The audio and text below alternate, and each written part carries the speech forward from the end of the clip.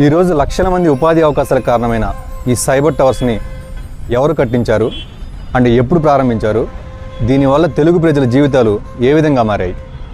Information టెక్నాలజీని promote చేయడానికి కట్టిన ఫస్ట్ టవర్ ఇదే.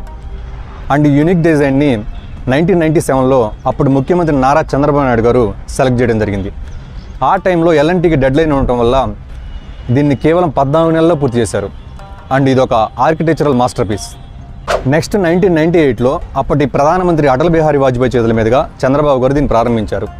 దీంతో హైదరాబాద్ స్థితిగతులే మారిపోయాయి. ప్రపంచ పుటల్లో హైదరాబాద్ను ఓ వెలిగేలా చేసింది.